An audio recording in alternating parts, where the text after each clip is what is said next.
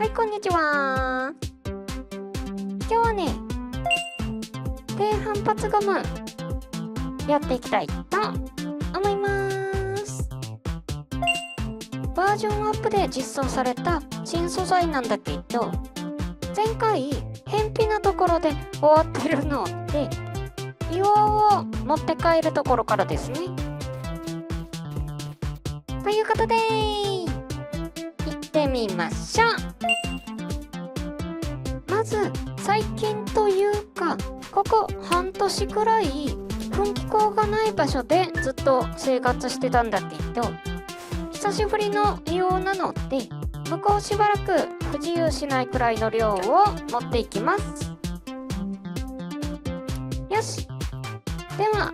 目的地に向けていざ。ちなみに今回はタイトルとしては低反発ゴムにしてるんだけど、前回入手した水晶についても少しやっていきます。まあその辺の話は実際に作業する段階になるまで置いといて、前回結構な距離を移動したんだけど、実は最近主に作業してたリゾート地までそんなに離れてないんだよね。なのでそっちに戻るような感じで船を進めます。この辺の海沿いも未踏破ではあるとは言っても割と湖側を通過してるはずなので、ちょっと待ってね。映像では分かりにくいんだけど、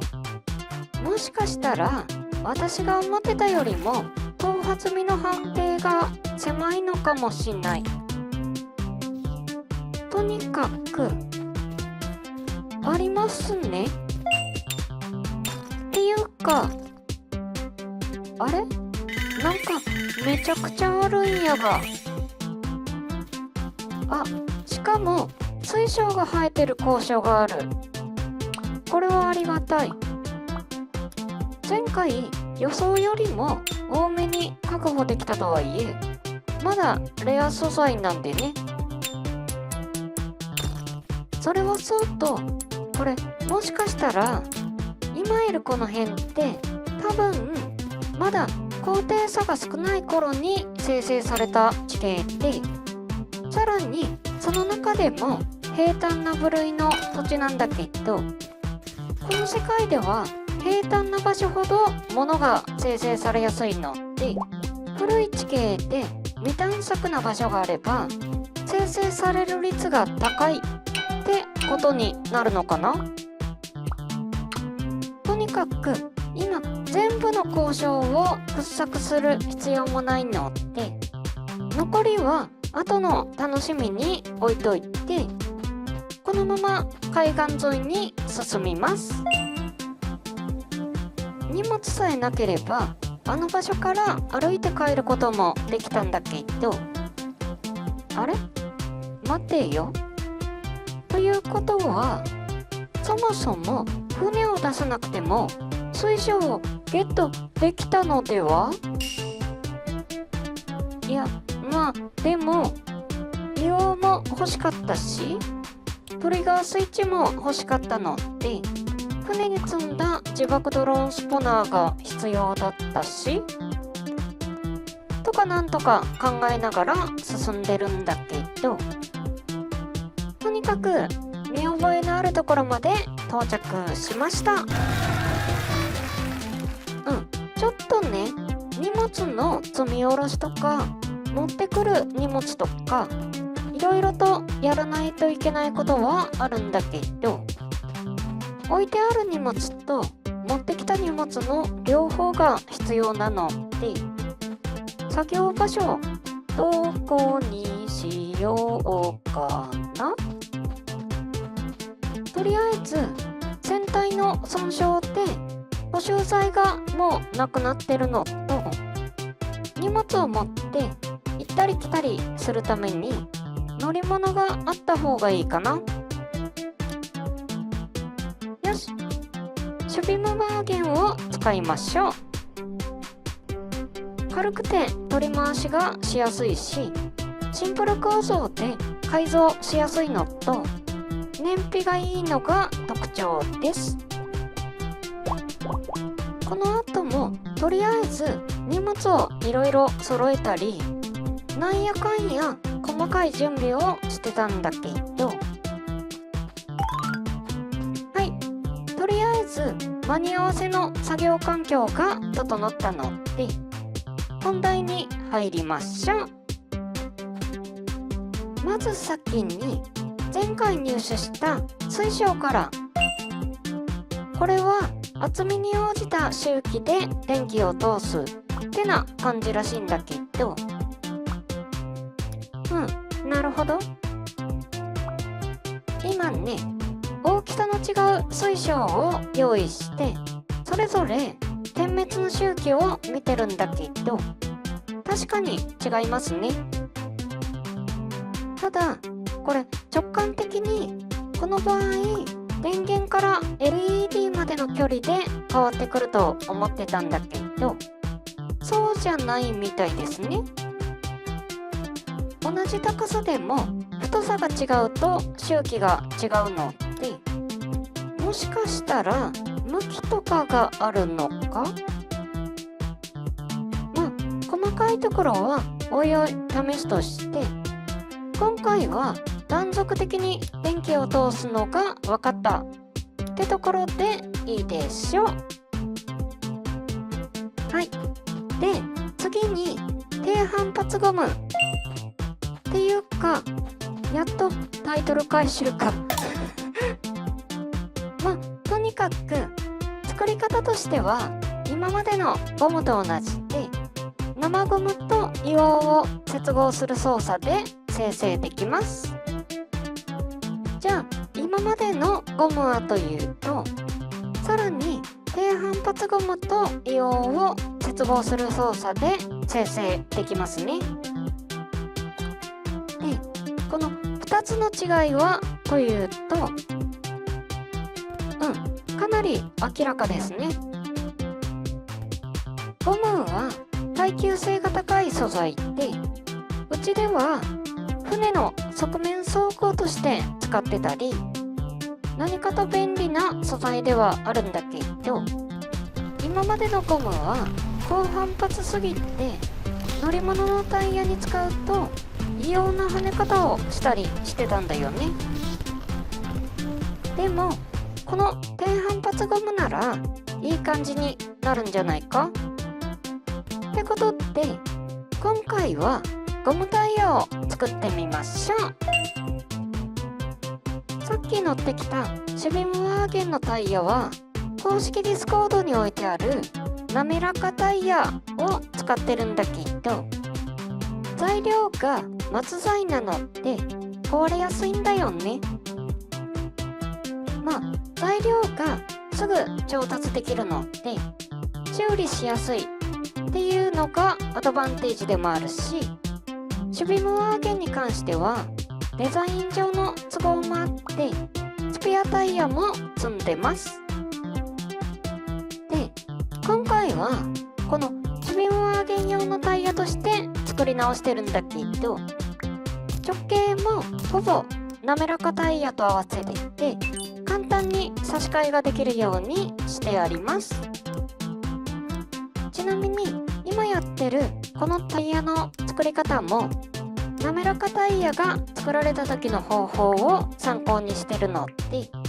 細かいところが気になる方はそちらもご覧ください。よし、これで完成。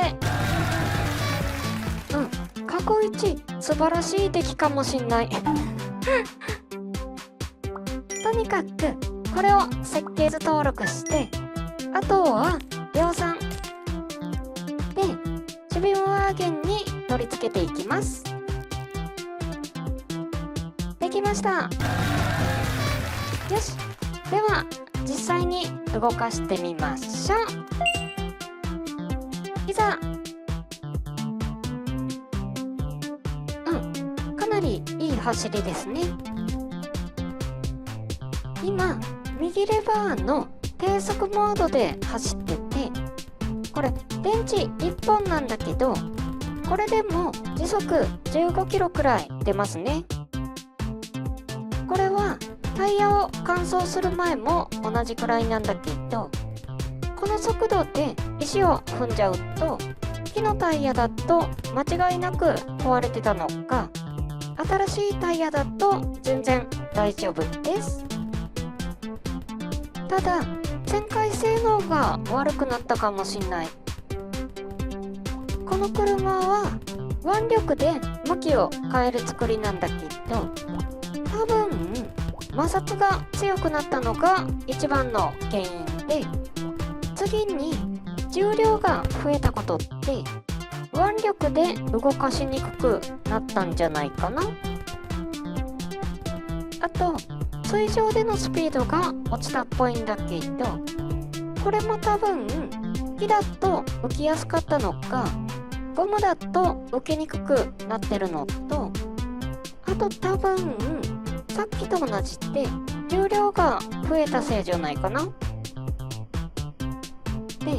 これ左側のレバーが高速モードになってるので、そっちを使えばスピードは上がるんだけど、なんかね、レバーの配線がなくなってるんだよね多分さっきの作業中に設計図の範囲に入ってって材料として消費されちゃったんだと思うんだけど、ひとまず低速モードでも水上で時速6キロくらいは出るので、水上の乗り物としては十分でしょ。よし、じゃあ最後に電源周りを改良します。ここで使うのが水晶っていうのもね、さっき確認した通り低速モードで時速15キロくらい出るんだけど、もっとゆっくり動かしたいんだよね。なのでここに水晶を挟んで通電を断続的にすればスピードが落ちるはず。なおかつ新実装されたトリガースイッチに乗せ替えてスイッチ操作を確実にする。さっきの左レバーがなくなってたのも合わせて修理しときます。ついでに配線周りの兼ね合いもあるんだけど、フロント部分をプチ改造してます。なんやかんやってできました。よし、これで動かしてみましょう。いざ。思った以上に低速なんだけど、このくらいゆっくり動かしたいって時もあるし、この辺は実際に使いながら調整すればいいでしょ。で、左手の高速モードに切り替えると、おー、速い。実測上最高で時速34キロくらい出ましたね。多分これはタイヤを変える前でも同じくらい出たはずなんだけど、木のタイヤだとここまでスピードが上がる前に何かを踏んでぶっ壊れてたと思うんだよね問題なく動くところまで確認できたので、あとは走ってる様子を流しながらまとめていきましょう。ということで低反発ゴムやってみたわけなんだけど、いかがだったでしょうか。待望の新素材というか、これ創造新の予言もなかったので完全にサプライズだったんだけど、これで一気に陸上の乗り物の性能が上がりそうですね。ただ謎の破壊現象は相変わらず発生するので、遠出をする場合は途中でセーブしといた方が安全そうです。で、今回回序盤でスルーした交渉がいくつかあったんだけど、次はあれを削減しに行こうかな。ということで、次回は削減装置やっていきたいと思います。はい、じゃあ今日はこの辺でバイバイ。